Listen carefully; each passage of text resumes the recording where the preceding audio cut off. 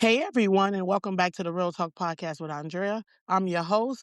And if you've been hanging out with me for the past few weeks, you know we've been diving deep into all things mental health. So as I record this, we are coming to the end of May, which is Mental Health Awareness Month. We've had some incredible, heavy, and truly beautiful conversations over the last few episodes. But today, for our final episode of the month, I want to talk about the now what.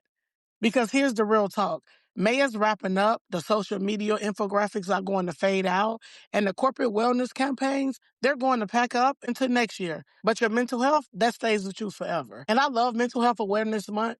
I think it's crucial that we have dedicated time to smash the stigmas, share resources, and remind people they aren't alone. But I also know that for those of us actually living with anxiety, depression, trauma, or burnout, the end of May doesn't mean the end of the struggle.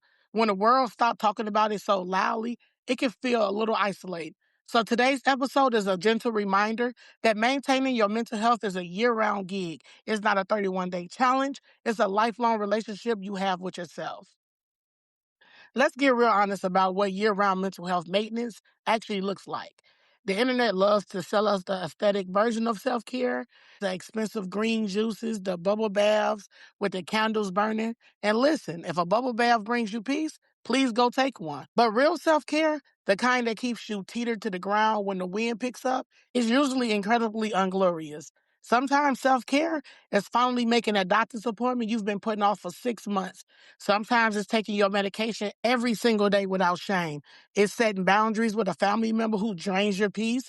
It's looking at your to-do list, realizing you are at capacity and actively choosing to let somebody down so you don't break down.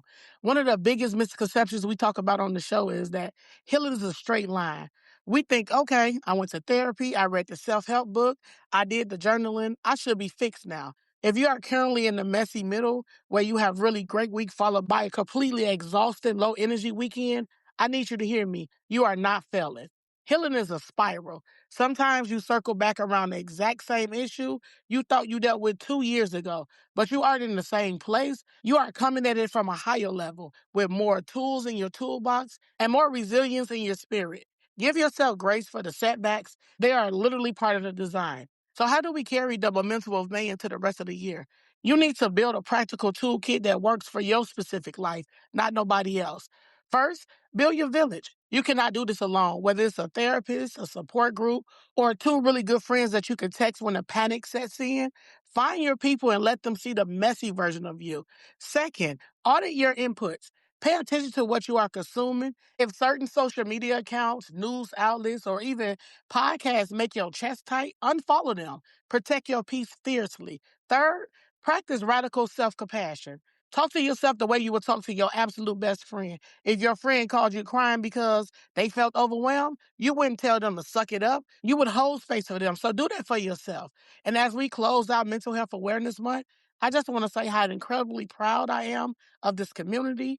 Thank you for showing up, for being vulnerable, and for doing the hard, quiet work of taking care of yourselves. Remember, June, July, and every month after that belongs to you. Your mental health matters every single day. If this episode or any of the episodes this month helped you out, please share it with someone who might need to hear it. Don't forget to subscribe and leave a review. It's the best way to support the show.